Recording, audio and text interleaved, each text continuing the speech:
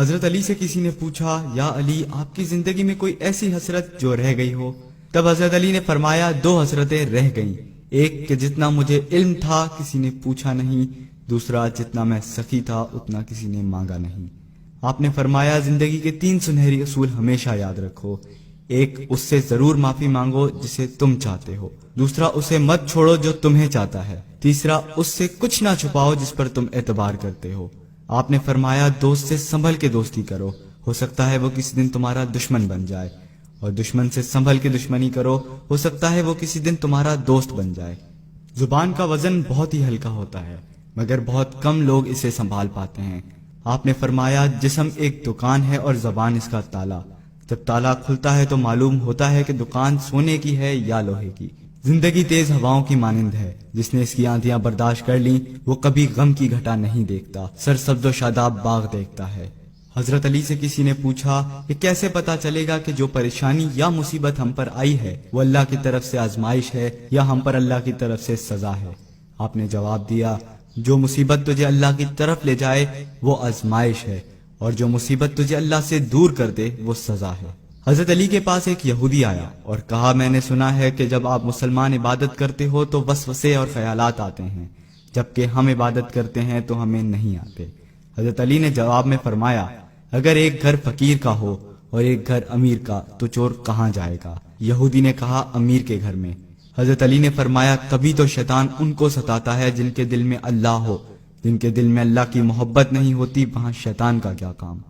آپ نے فرمایا، جب تمہاری جان کو خطرہ ہو تو صدقہ دے کے جان بچاؤ، اور جب تمہارے دین کو خطرہ ہو تو جان دے کر دین بچاؤ۔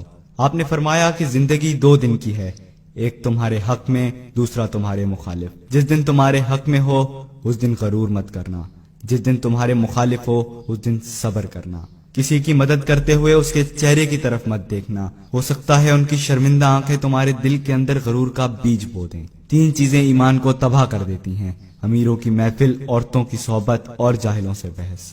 حضرت علی نے فرمایا، جانور میں خواہش اور فرشتے میں عقل ہوتی ہے، مگر انسان میں اللہ تعالیٰ نے دونوں رکھی ہیں۔ اگر وہ عقل دبا لے تو جانور، اگر خواہش کو دبا لے تو فرشتے کی مانند ہو جاتا ہے۔ آپ نے فرمایا، اپنے جسم کو ضرورت سے زیادہ مت سنوارو، اسے تو مٹی میں مل جانا ہے۔ سنوارنا ہے تو اپنی روح کو سنوارو، کیونکہ اسے تو رب کے پاس لوٹ کے جانا ہے۔ مومن کی مثال ترازو کے پلڑے جیسی ہوتی ہے، جس قدر اس کے ایمان میں اضافہ ہوتا ہے اتنی ہی اس کی آزمائش بڑھتی ہے۔ آپ نے فرمایا، اچھے لوگوں کی ایک خوبی یہ بھی ہوتی ہے کہ انہیں یاد نہیں رکھنا پڑتا، وہ یاد ہی رہتے ہیں۔ آپ نے فرمایا، رزق کے پیچھے اپنا ایمان مت خراب کرو، کیونکہ رزق انسان کو اس طرح تلاش کرتا ہے جیسے مرنے والے کو موت۔ حضرت علی نے فرمایا، رشتے خون کے نہیں احساسات کے ہوتے ہیں، اگر احساس ہو تو اجنبی بھی اپنے ہو جاتے ہیں، اگر احساس نہ ہو تو اپنے بھی اجنبی ہو جاتے ہیں۔ ایک مرتبہ کساب آواز لگا رہا تھا، تازہ گوشت ہے لے لو۔ وہاں سے حضرت علی کا گزر ہوا، کساب نے آپ سے کہا، تازہ گوشت ہے لے جائیں۔ حضرت علی نے فرمایا، آج میری جیب اجازت نہیں دیتی۔ کساب نے بولا، میں آپ سے ادھار کر سکتا ہوں۔ اس سے آپ نے ایک بہت حکمت سے لبریز جملہ ارشاد فرمایا۔ آپ نے فرمایا، یہ ادھار میں کیوں نہ اپنے پیٹ سے کر لوں، جس کو میں جنت میں اس سے بہتر غذا کھلا سکتا ہوں۔ حضرت علی نے فرمایا، لفظ انسان کے غلام ہوتے ہیں مگر صرف بولنے سے پہلے تک، بولنے کے بعد انسان اپنے لفظوں کا غلام ہو جاتا ہے۔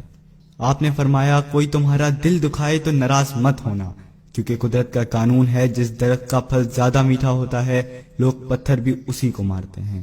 آپ نے فرمایا، کسی کا عیب تلاش کرنے والے کی مثال اس مکھی جیسی ہے جو سارا خوبصورت جسم چھوڑ کر صرف زخم پر جا کر بیٹھتی ہے۔